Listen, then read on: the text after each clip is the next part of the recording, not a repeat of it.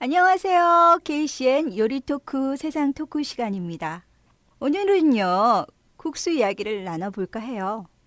여러분, 언제 국수 먹게 해줄 거예요? 뭐 이런 말 들어보셨나요? 이 말은 결혼 언제 하냐? 빨리 해라. 뭐 그런 뜻의 말이죠. 우리 어머니 아버지 세대, 가난해서 축의금도 많이 할 수 없었던 바로 그때 그 시절. 서민들의 결혼식 피로연 단골 메뉴가 바로 이 국수였다고 합니다. 그러다 좀 먹고 살만해지니까 그래도 잔칫날인데 흰 쌀밥에 고깃국 정도는 내놔야 하는 게 아닌가. 그래서 갈비탕이 그 자리를 차지했죠. 세상이 변해서 축의금 봉투에 집어넣는 액수도 커지면서요. 이제는 최소한 뷔페 정도는 준비해야 그래도 섭섭하다 하지 않게 되었습니다. 하지만요, 가난했지만 지금보다 나누는 것에 인색하지 않았고 우리라는 개념이 훨씬 강했던 우리 어머니 아버지 시절의 국수는 그 어떤 진수성찬보다 고마운 음식이었을 것 같습니다. 그 고마운 국수를 오늘 만들어 보려고 해요. 여러분, 먼저 여러분들께 서울의 맛있는 국수집 하나 소개해 드릴게요. 지하철 삼각지역에서 2번 출구로 나오시면요. 허름한 식당들이 띄엄띄엄 눈에 보이실 텐데요. 그중 간판도 단촐하게 멸치국수, 김밥 이렇게만 쓰여진 하얀 전등의 간판집이 보이실 거예요. 자전거 2대 겨우 세워놓기에도 부족한 공간. 어느 소도시의 왕대포집을 연상케 하는 실내 분위기. 바로 그곳이 제가 오늘 여러분들에게 소개시켜드리고자 하는 국수집입니다.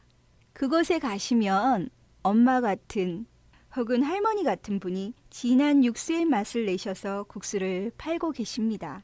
그 시원하고 구수한 육수의 맛이란 이 육수를 할머니는 변함없이 40년이 넘게 팔고 계십니다. 원료비 조금 아껴보겠다고 공업용 뼈로 라면 스프를 만드는 그 잘나가는 대기업들하고는 근본부터가 다르죠. 제가 감히 한 말씀 드린다면요.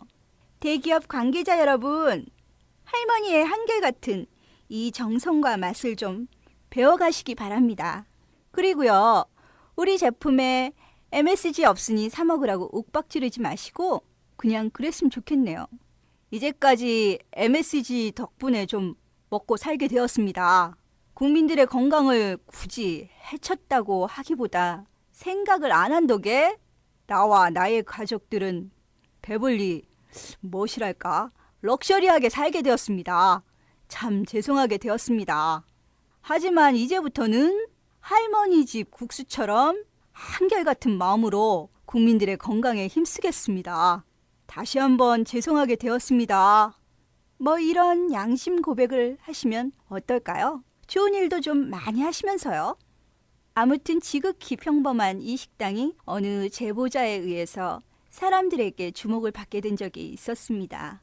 그 제보자는 IMF 당시 직장도 잃고 경제적인 어려움 때문에 가정마저 깨져 불황민처럼 살고 있었다고 합니다. 그러던 어느 날 너무 배가 고파서 삼각지 일대 식당을 기웃거리고 있었는데요. 다니는 곳마다 문전박대를 당했다고 해요. 식당 주인들은 거지같이 지저분한 그를 손님으로 도저히 드릴 수가 없었던 거죠. 그렇게 한참을 돌고 돌다 할머니 집 앞까지 오게 되고 제보자는 여기서도 문전박대를 당하면 이 세상 확 불질러 버리고 말 거야 하고 악만 남아 들어간 곳이 바로 이 할머니 식당이었다고 합니다. 거칠게 문을 밀고 들어가 국수 한 그릇 말아주셔 하고 주문을 하자 할머니는 아무 말 없이 한 그릇 꽉 차게 국수를 내놓으셨다고 해요. 국수가 한 젓가락 정도 남게 되자 할머니가 다시 국수 그릇을 빼앗아 가듯 가져가셔서는 국수를 또 한 그릇 가득하게 해서 식탁에 올려놓아 주셨다고 합니다. 너무 배가 고팠던 터라 고맙다는 인사도 제대로 못하고 국수를 다 먹고 나서야 이 제보자는 도망갈 궁리를 했다고 해요. 그리고 할머니가 주방으로 다시 들어가려는 순간 얼른 문을 열고 나와 냅다 도망갔다고 합니다. 할머니도 문 밖으로 따라 나오셔서 고함을 질렀는데요. 당연히 그 고함 소리가 어디가? 거기서! 돈 내고 가! 뭐 이런 소리인 줄 알고 뛰어가는데 뒤에서 들려오는 할머니의 고함 소리는 그냥 가! 뛰지 말어! 아이고 괜찮여! 그냥 가! 이런 소리였다고 합니다. 그 소리를 들으며 용산역까지 와서는 한쪽 구석에 가서 소리내어 울었다고 하네요. 그 후로 그 제보자는 세상에 대해 또 그의 인생에 대해 다시 한번 희망을 품고 파라과이로 떠나 10여 년 넘게 장사를 해 크게 성공을 했다고 합니다.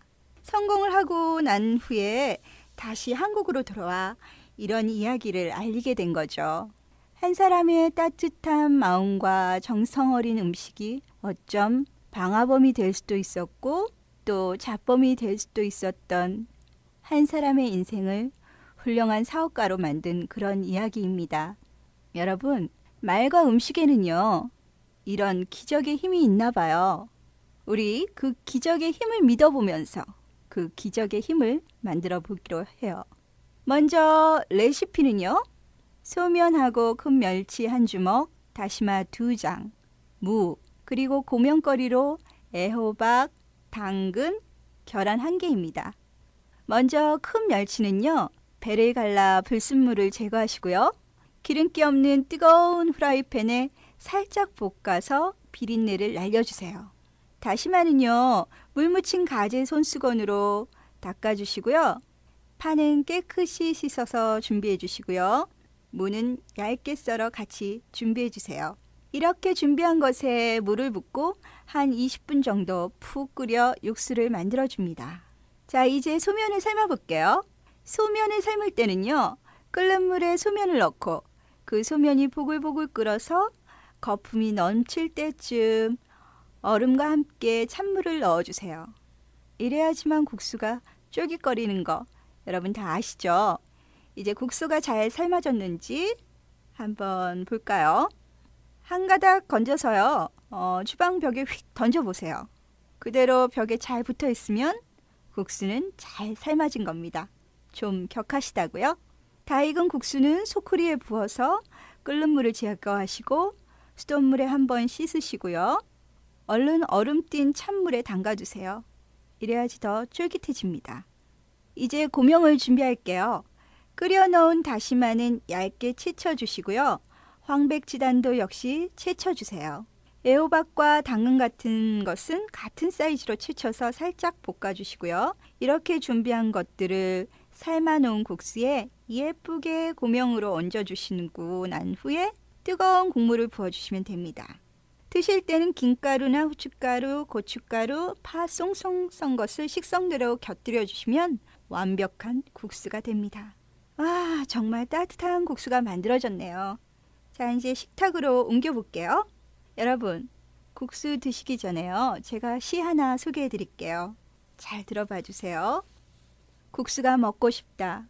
사는 일은 밥처럼 물리지 않는 것이라지만 때로는 허름한 식당에서 어머니 같은 여자가 끓여주는 국수가 먹고 싶다. 삶의 모서리에 마음을 다치고 길거리에 나서면 고향 장거리 길로 소 팔고 돌아오듯 뒷모습이 허전한 사람들과 국수가 먹고 싶다. 세상은 큰 잔치집 같아도 그곳 어디선가 늘 울고 싶은 사람들이 있어. 마을의 문들은 닫히고 어둠이 허기 같은 저녁, 눈물 자국 때문에 속이 훤히 들여다보이는 사람들과 따뜻한 국수가 먹고 싶다. 그렇습니다. 시인의 말처럼 때론 나만 빼놓고 세상이 정말 잔치집 같아 보일 때가 있어요. 그런 마음이 드실 때마다 얼른 국수 한 그릇 만드셔서 같이 용기 내셔야 할 누군가와 함께 드신다면 그 뜨거운 국물을 다 드실 때쯤이면 그래, 내가 혼자가 아니라 소박한 누군가가 있어서 세상은 살만하지, 그런 생각이 드실 거예요. 여러분, 우리 모두 파이팅 하기로 해요. 용기 내서 2010년 잘 살아보자고요. 혹시 국수 같이 드실 분이 없다면 언제든지 저에게 연락 주시기 바랍니다. 저도 굉장히 용기가 많이 필요하거든요. 여러분, 꼭 용기 내도록 해요. 오늘도 감사했습니다. 다음 시간에 뵐게요. KCN 요리 토크 세상 토크였습니다. 안녕히 계세요.